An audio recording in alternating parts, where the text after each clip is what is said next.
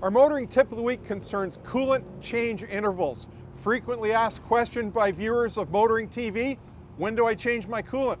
Frequently answered by all of us here at Motoring TV, consult your owner's manual. Now, at the risk of beating this to death, that is always your best source of information. And as cars evolved over the years, all the lubricants and coolants that we use got better as the cars evolved, and they got longer in terms of their service life.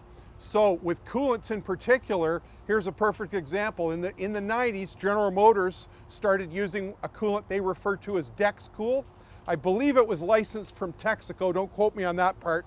But in any case, Dexcool coolant, roughly the color of this cap on the container, is good for 5 years or 240,000 kilometers. And you'll often see a sticker under the hood of a GM car alerting you to that. But if you go to the owner's manual, it'll tell you that if in an emergency you had to substitute something else, you would likely have to change up that interval, the coolant change interval, move it up to a shorter, tighter interval that suits that coolant that you defaulted to or degraded to. So it really matters what you're using as well as the car you're putting it in. Now here's another example of how things evolved again over the years. We talked about 90s with GM. Subaru cars right now, I put a rad in a Subaru car the other day and I bought the coolant and other parts at the Subaru dealer. The coolant is good for 11 years or 220,000 K. 11 years. Lots of people are not going to keep the car long enough to ever do one coolant change. And even those people that bought the GM cars, for example, even if you kept it for 15 years, you did a coolant change at 5 years and at 10, you're at 14 or 15 now, maybe due for the third one.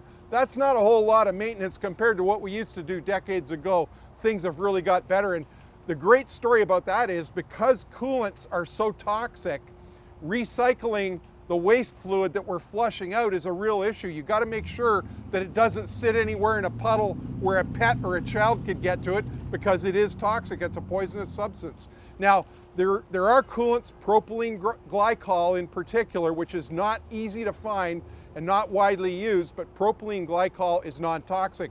But all ethylene glycol coolants are toxic, so you have to be careful about what you rinse out of the cooling system. So the good story is here, all these coolants are getting better and better, longer service intervals, which means lower operational costs for you, less downtime, and more motoring.